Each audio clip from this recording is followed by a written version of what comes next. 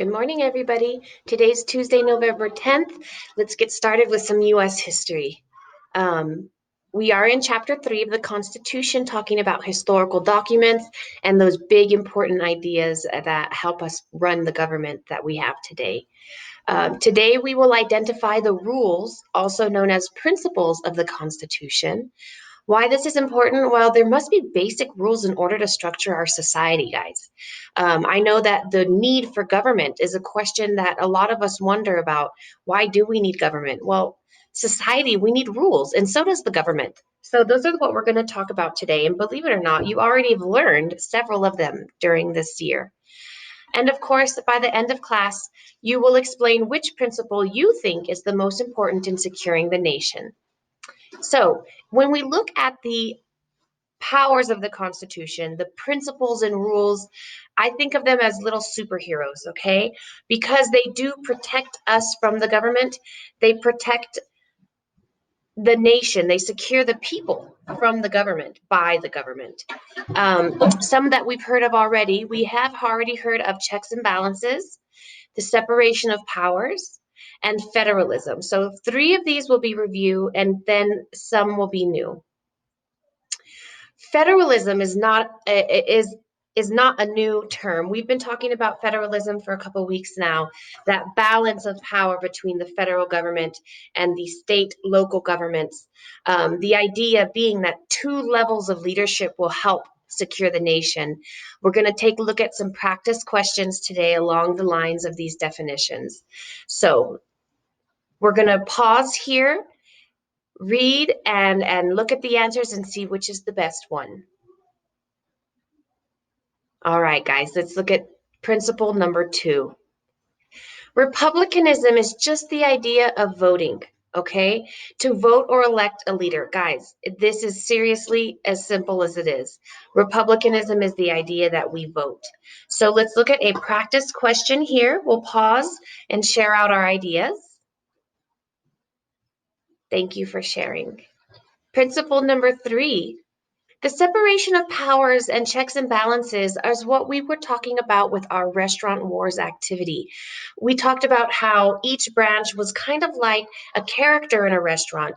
The lead chef who wrote the laws, the restaurant manager who kind of decided if the menu was good enough or not, and then of course the customer who had to decide if it followed the description in the menu. And checks and balances is how we described each one can stop one another. We explained how this was a lot like the game rock, scissors, and paper, where there is no branch stronger than the rest. They all have a way to stop one another. And a buzzword here is veto, which means to cancel. I think that a lot of times when I hear the word veto, I think, oh, they're talking checks and balances. So take a look at this practice question here. Let's share some ideas. Good job, guys. Let's keep going. Popular sovereignty. The government receives its power from the people.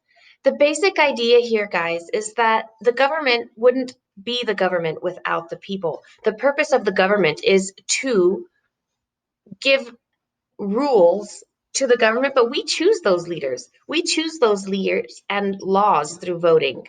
So let's look at a practice question here and share out some ideas. Remember, you're looking for something about the people giving the power to the government, the people choosing the government to give them rules. Okay, good job, everyone.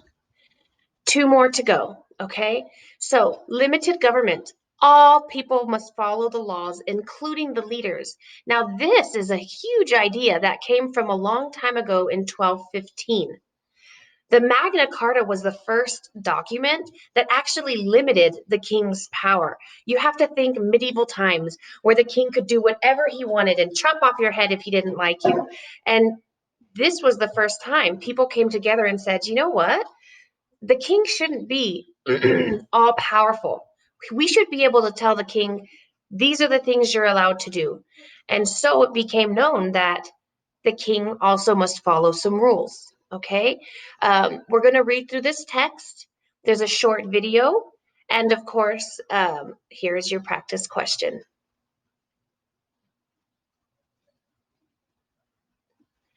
All right, guys.